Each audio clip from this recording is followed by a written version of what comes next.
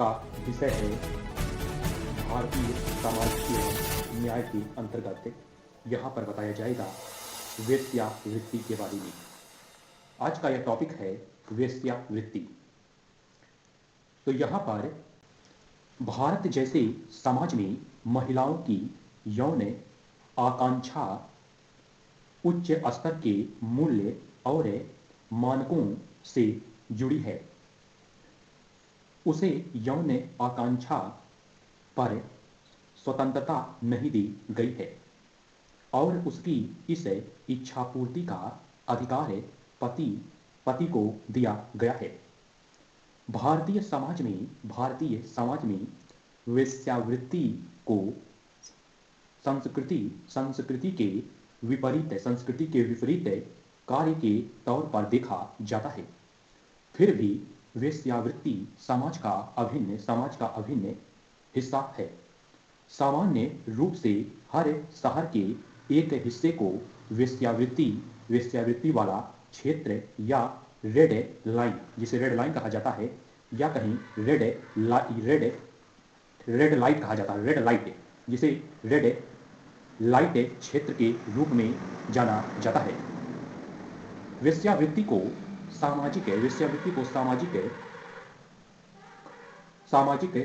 सामाजिक कलंक मानने के कारण यह एक सामाजिक समस्या के रूप में जानी जाती है। विश्व के लगभग सभी समाजों में यह विद्यमान है। भारत का संविधान प्रत्येक व्यक्ति को गरिमापूर्ण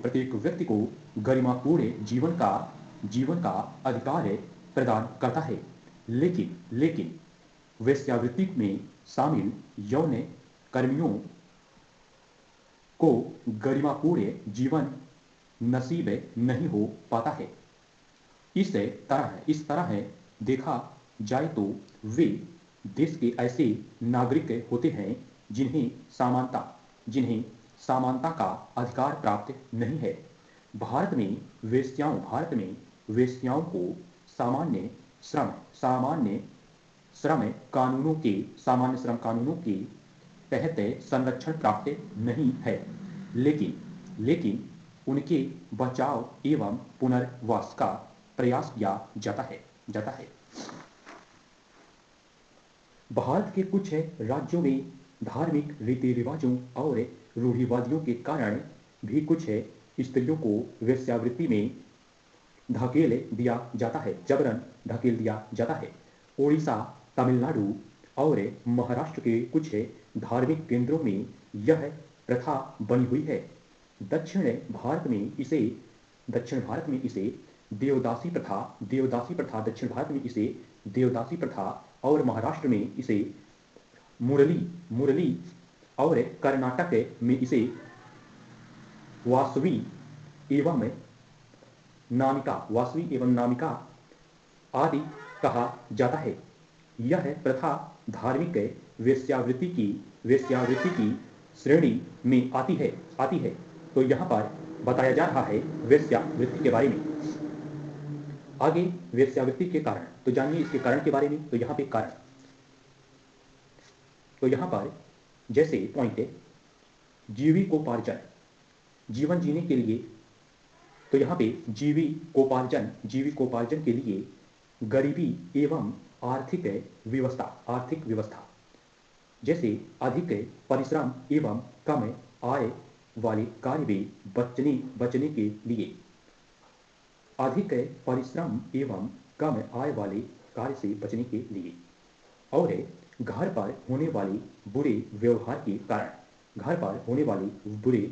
के कारण।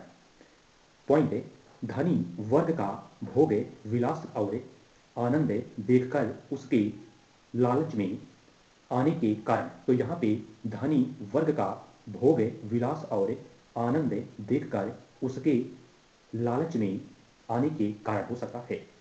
आगे अगला कारण अश्लील और भ्रष्ट एवं अस्वस्थ मनोरंजन तथा पुरुषों के प्रलोभन और दलालों के प्रभाव में आने के कारण। अगला कारण है माता पिता का बुरा वर्ताव या कहीं उनके द्वारा प्रताड़ित किया जाना। अगला कारण है गलत संगत से होना, गलत संगत में होना या पारिवारिक वेश्यावृत्ति। अगला कारण है कम उम्र में कौटुंबिक व्यभिचार या बलात्कार होना। अगला कारण है यौन शिक्षा ना मिलना, यौन शिक्षा ना मिलना।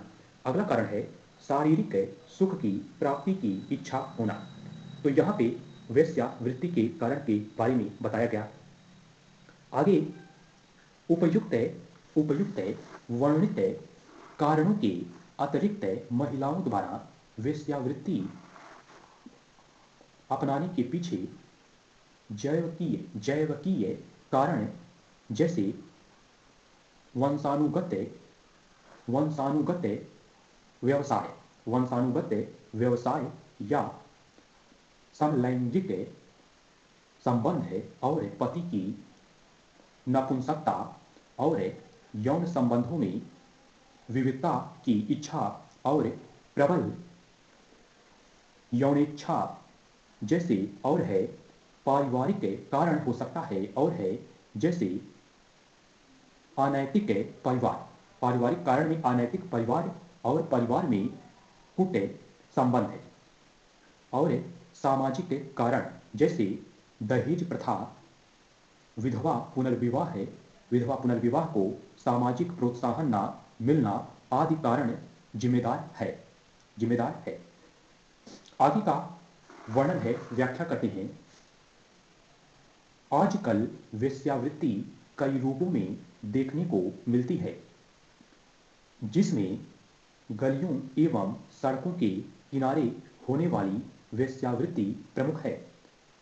शहरीकरण के साथ वेश्यावृत्ति अन्य रूपों में भी देखने को मिलती है, जिसमें शराबघर हो सकता है, शराबघर, ब्यूटी पार्लर से मसाज सेंटर,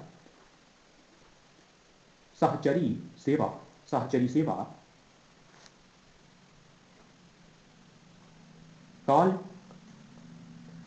कॉल गर्ल आदि प्रमुख है। कम उम्र की लड़कियों का दुर्व्यापार, तो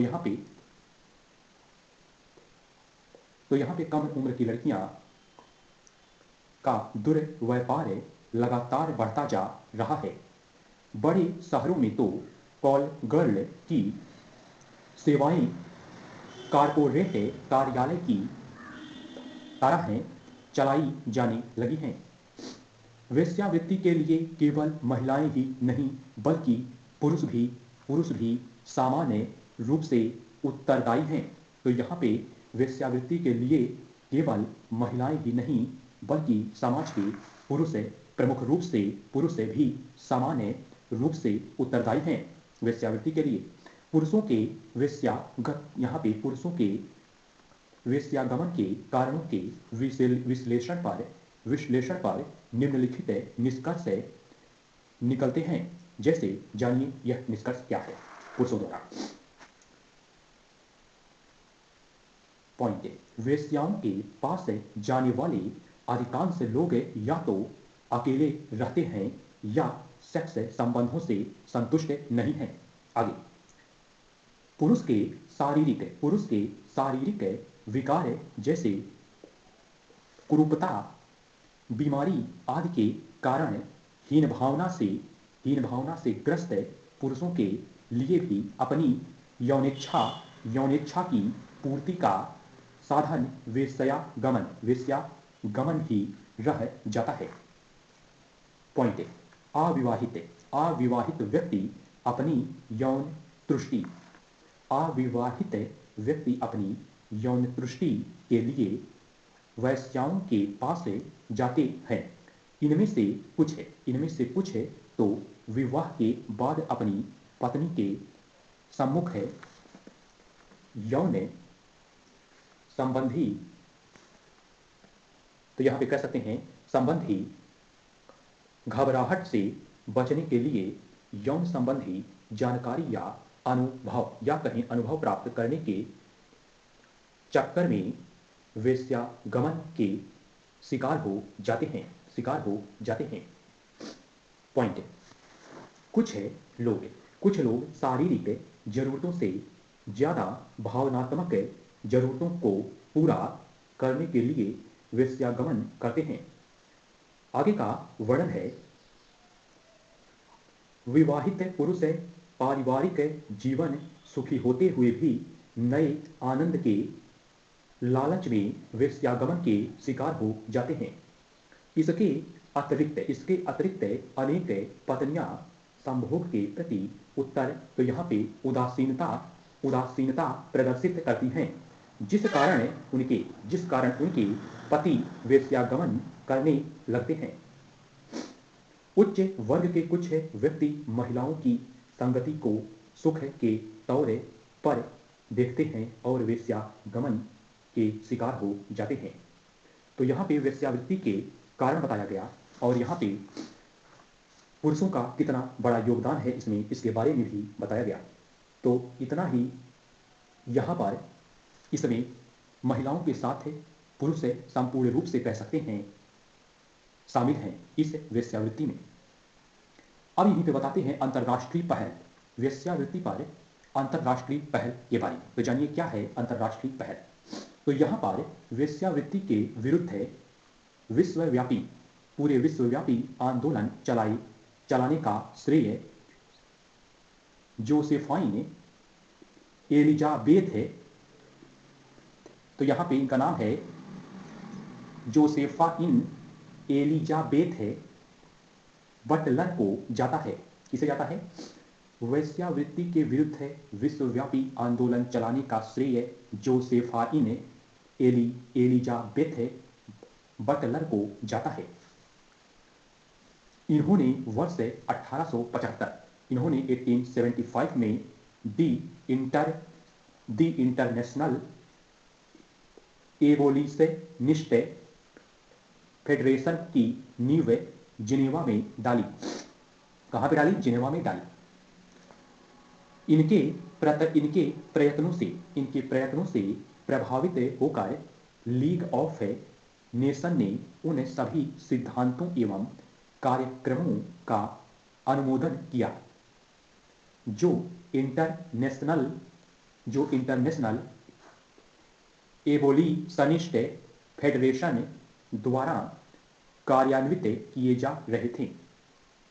इसके बाद कई देशों ने वेश्यावृत्ति के खिलाफ कानून बनाए। सन 1949 में संयुक्त राष्ट्र संघ ने वेश्याओं के शोषण पर व्यक्तियों के दुर्व्यापार रोकने से संबंधित संधिपत्र की संस्तुति प्रदान कर दी। तो यहां पर बताया गया वेश्यावृत्ति पर अंतर्राष्ट्रीय पहल। अब यहाँ पे आज का यह लेक्चर रहा वेश्यावृत्ति पर आधारित। आगे बताएंगे भारत सरकार द्वारा वेश्यावृत्ति के उन्मूलन की दिशा में उठाए गए कदम के बारे में। तो यहाँ पे चलते चलते कहना चाहूंगा, एक सभ्य भारत सभ्य समाज तभी बन सकता है जब सही और गलत क्या है हर एक व्यक्ति को जानने की जरूरत है। तो यहाँ पे आज का यह लेक्चर पूरा होता है। सभ्य बनिए, सभ्य समाज बनाइए और सभ्य देश बनाइए। ये है भारत, इसीलिए कहा गया है भारत महान है। तो यहाँ पे भारत को महान बनाने के लिए अपने आचार विचार, अपनी भावनाओं को, विचारों को, सम्मान और सभ्यता को, प्रतिष्ठा को समझें और अपने देश के संस्कृति को समझें और बचाएं। अच्छे विचारों के साथ आगे बढ़ें, शांति से जीवन व्यतीत करें। जय हिंद, जय भारत।